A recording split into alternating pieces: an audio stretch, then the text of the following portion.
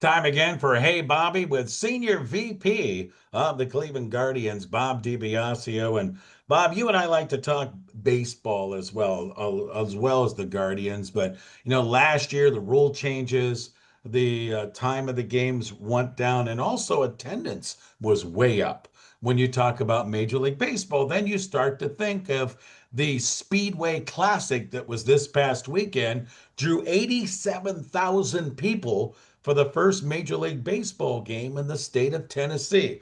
So I start to think about, well, is there expansion on the horizon for Major League Baseball? There's nothing in that Nashville, Memphis area, as well as North Carolina. Bobby, you're on the know with Major League Baseball. Is there expansion coming in sometime in the near future? It certainly has been talked about, Ray, without question. I thought the event at Bristol was pretty cool, although I have to admit it pained me a little bit because it took away Cleveland Stadium having one of the largest crowds ever in Major League Baseball history. The LA Coliseum when they did a game there, an exhibition game, I believe. Um, and now Bristol in a regular season game. So yeah, it was cool and not cool all at the same time for those of us connected with the Cleveland franchise. I have heard the commissioner say a number of times that we really need to make sure that the athletics um, who are headed to Las Vegas, and that Tampa Bay, who were just sold for a reported 1.7 billion to a Florida gentleman that has indicated that he's going to build a ballpark in Tampa. So once the athletics and the Rays situations get settled in our infirm foundation. Um, then I think the commissioner indicated that baseball will look to expand, and it appears for most of the things that you write, Bob Nightingale, who happens to be the president of the Baseball Writers Association of America, and in addition, the chief baseball writer for USA Today, has indicated Salt Lake City and Nashville seem to be the two. So here's my challenge to you, Ray, and to everybody listening who is a baseball fan. Grab a legal pad. There are 32 baseball teams, and let's, for this exercise, say it's Nashville and Salt Lake City. Go and create 8 4-team divisions in the game of baseball and see where we're at. And you'll probably have to think that there's no such thing as American League and National League anymore. We'd have those traditionalists will be spinning out of control, but go and figure it out. I think if you did started with our universe, us, Pittsburgh, Cincinnati, and Detroit would be one heck of a Great Lakes division of sorts. It's not an easy task, so give it a shot. I would imagine if you did something, I was thinking Toronto would be in there with us, right? You got Toronto, Cleveland, Detroit, Pittsburgh, Cincinnati. That's But you that's can a lot only of have fun. four. But What? you can only have four. Oh, okay. Gotcha. There's four, eight, four, eight. There's 8 divisions of 4 teams to get to 32. So you have to. That's why it's not easy. Yeah, you're right. You mentioned Nashville, and you mentioned Salt Lake City. I mean, Charlotte is now the number what? 12 market in the country. Would they ever be considered? Because that's a growing place. I would think that they're in the discussion. Yeah, for sure. Um, Nashville's jumped to the top 30 market in America or something of that nature.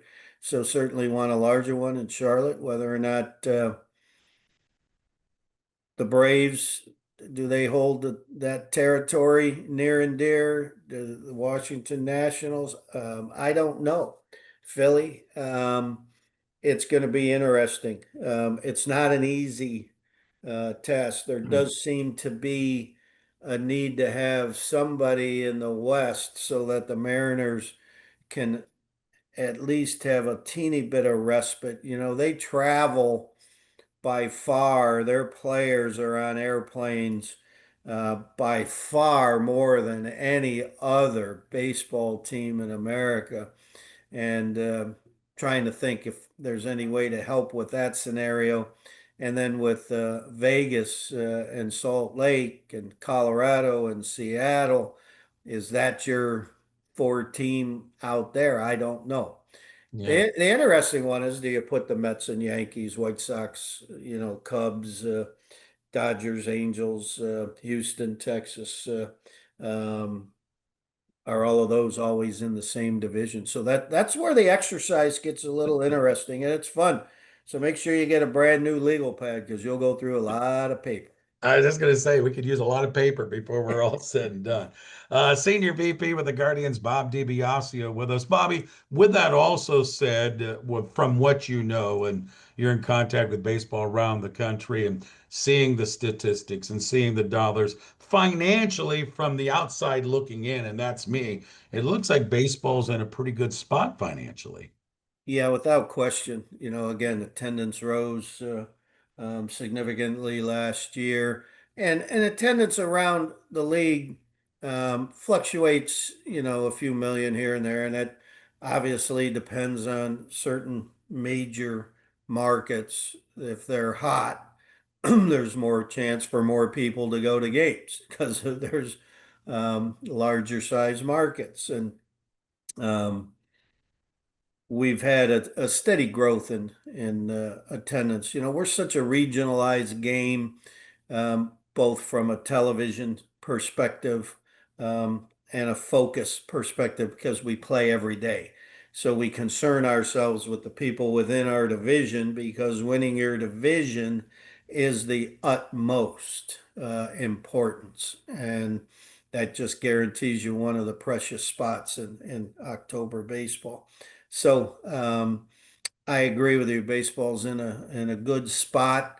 Um, it's not in a perfect spot as we just talked about because of the athletics and the Rays scenarios. But those are very fixable issues for the game today.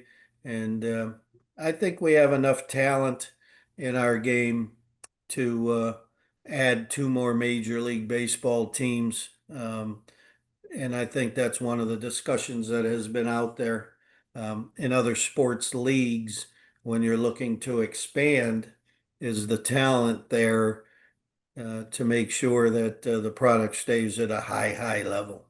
Bobby, the one thing I think to pound your guys' chest with the Guardians, you guys won, I think, have stayed ahead of the curve looking at the current baseball fan. You've been creative at the ballpark while still keeping the essence of the Major League Baseball game intact. You've made it convenient for the current day fan, whether it be grab and go, beverages and concessions, or the standing bar area. You made it very convenient for the folks to come in and enjoy the ball game and more. And that's really a key, not only when you look at pace of playing the game, but making enjoyable of coming into the ballpark instead of like you and I did when we were in our teens, we'd get the scoreboard, scorecard, and we'd sit there and keep score. That was enjoyable to us. I love that. But the current fan wants a little bit more.